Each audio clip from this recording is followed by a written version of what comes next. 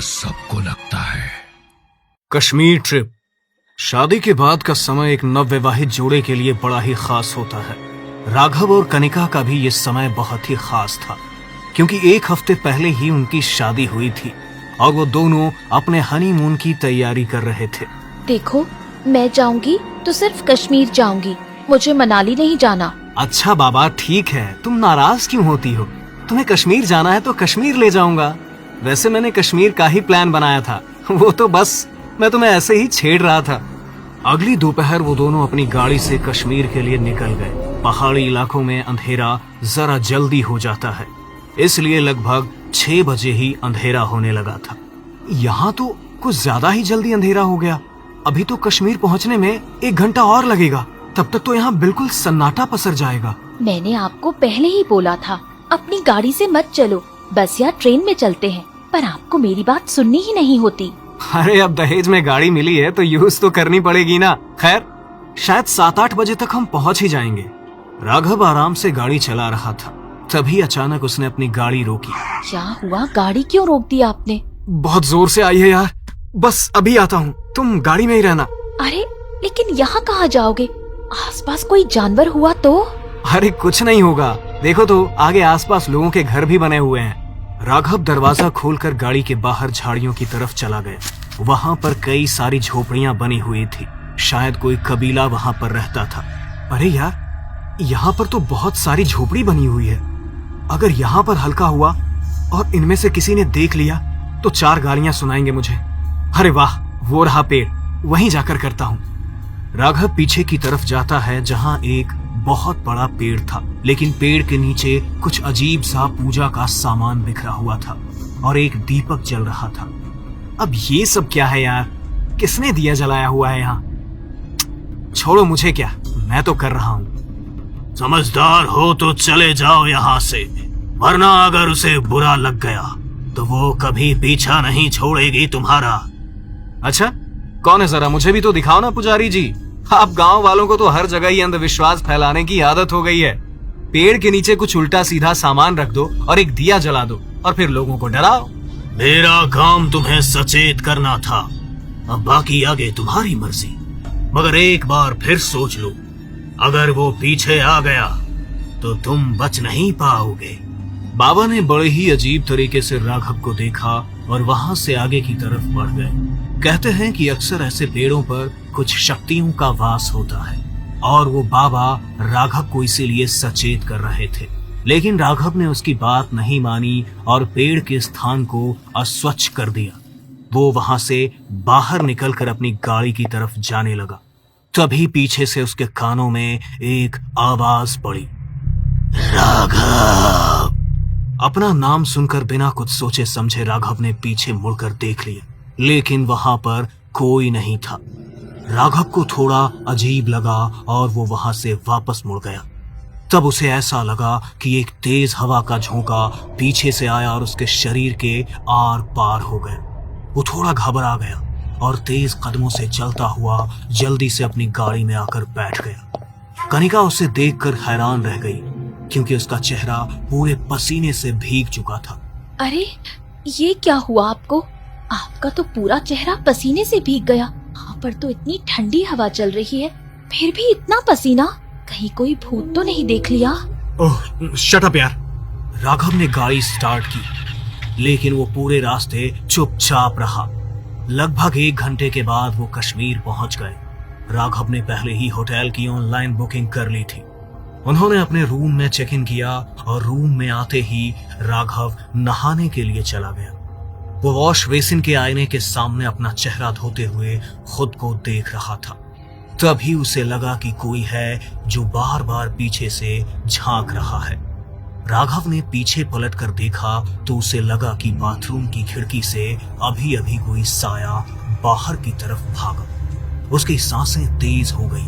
उसने अपने दोनों हाथ वॉश बेसिन पर टिकाए और जोर जोर से सांसें लेने लगा।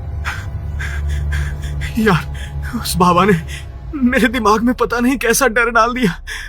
अकेले नहाने में भी डर लग रहा है। अपने दिमाग को जरा सेंटर में लेकर आ राघव। तेरे जैसा लड़का ऐसी बातों से कैसे डर सकता है? राघव ने अपना माइंड डाइवर्ट करने की कोशिश की। उसने गीजर चलाकर शावर ऑन किया और गर्म पानी में नहाते हुए गाना गुनगुनाने लगा। आज मौसम बड़ा बेईमान है, आज मौसम। राघव ने आंखें बंद की हुई थी कि तभी उसके कंधे पर किसी ने हाथ रखा। राघव को लगा कि शायद उसके कंधे पर कोई कीड़ा गिर गया है, तो उसने अपने हाथ से अपने कंधे को झटका, मगर तभी उसके हाथ को किसी ने जोर से पकड़ लिया और उसकी उंगलियों की हड्डियों को बुरी तरह से मरोड़ दिया। राघव जोर से चिल्लाया।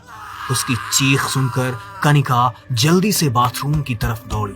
राघव, राघव क्या हुआ? Is everything all right? Raghav, Raghav. Kanika जोर जोर से दरवाजा खटखटाती हुई बार बार राघव से यही पूछ रही थी, लेकिन राघव अंदर से कोई जवाब नहीं दे रहा था। वो कुछ देर तक लगातार दरवाजा खटखटाती रही। कुछ देर तक राघव ने दरवाजा खोला, लेकिन अब उसके चेहरे पर कोई भाव नहीं था।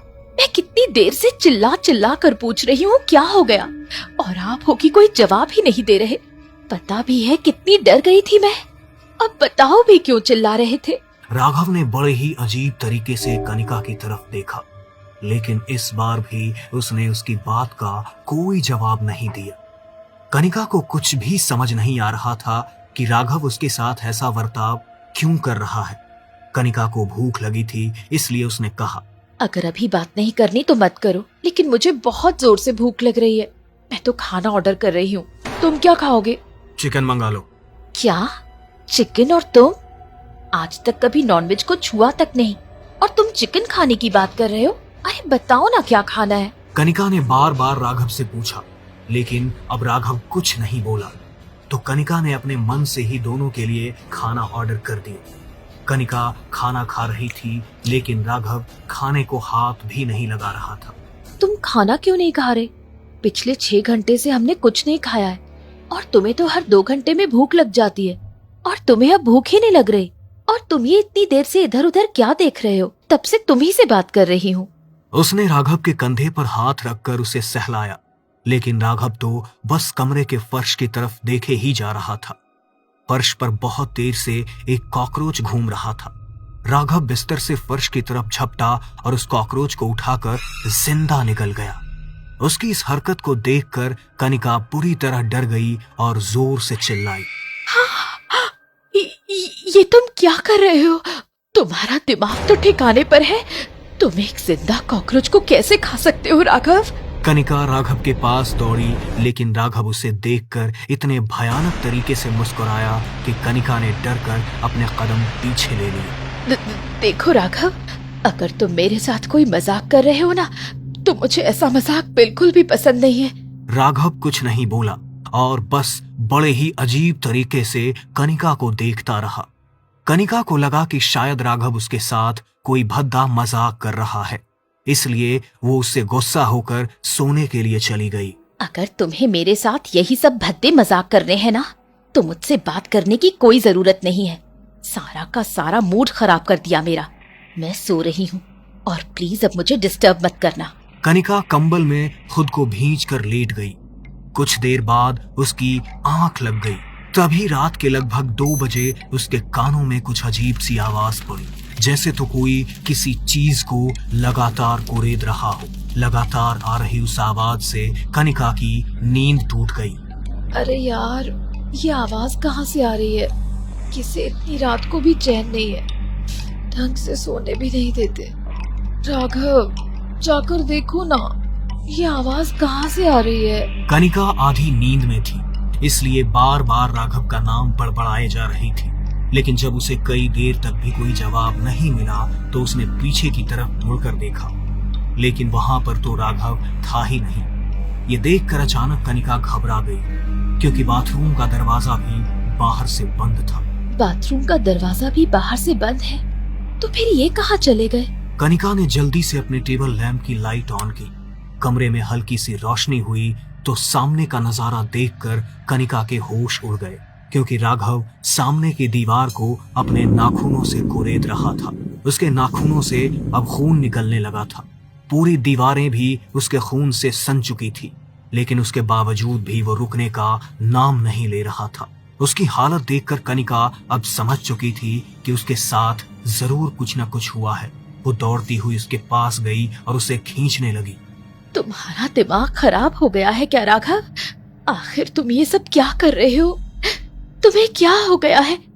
तुम्हारे पूरे हाथ खून से भर चुके हैं। तुम्हें क्या डर नहीं हो रहा? राघव ने कनिका की तरफ गुस्से में देखा और उसका हाथ छिटक दिया। वो फिर से दीवार को उसी तरह कुरेदने लगा। उसकी उंगलियों का मांस भी अब फट चुका था, लेकिन वो रुकने का नाम नहीं ले रहा था। हे भगवान, ये सब क्या हो रहा है? मैं क्या करूं? कनिका को कुछ समझ नहीं आया, लेकिन जब ऐसी परिस्थितियों में इंसान को कुछ समझ नहीं आता तो बस उसे एक ही सहारा दिखाई देता है, और वो है ईश्वर का।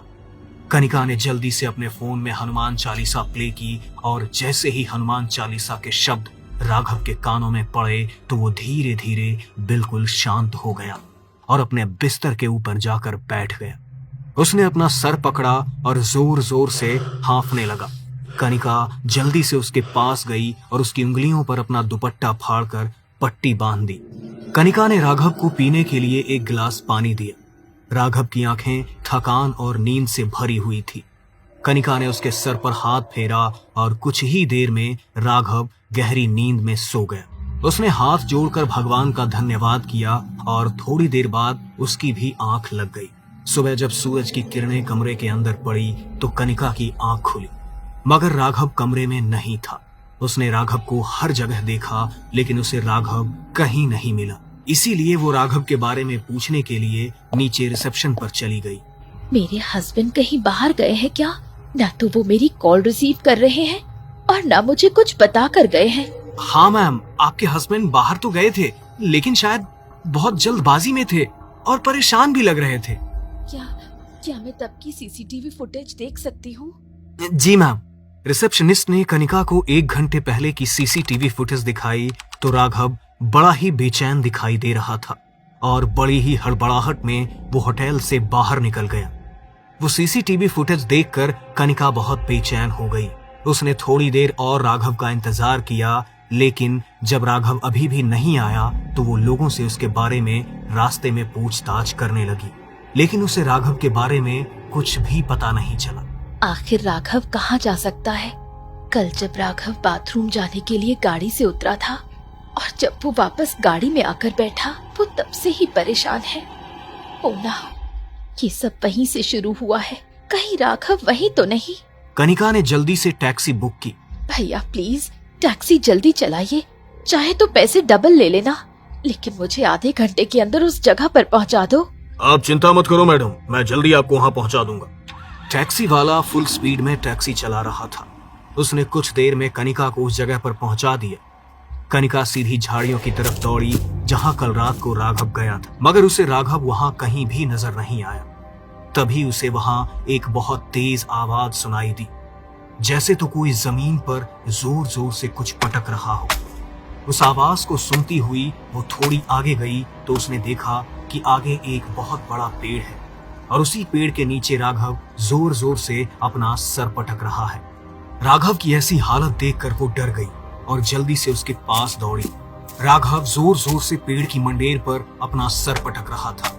उसके सर से लगातार खून बहे जा रहा था। ये आप क्या कह रहे हैं? प्लीज ऐसा मत कीजिए, आपको कुछ हो जाएगा। कनिका ने उसे रोकने की बहुत कोशिश की, लेकिन वो उसके काबू में नहीं आ रहा था। तभी कनिका के कानों में मंदिर की घंटी की आवाज पड़ी। उसने बाईं तरफ देखा तो एक आगे छोटा सा मंदिर था। वो जल्दी से मंदिर की तरफ दौड़ी तो देखा कि मंदिर में एक बहुत बूढ़े बाबा बैठे हैं। वो रोती हुई उनके पास पहुंची।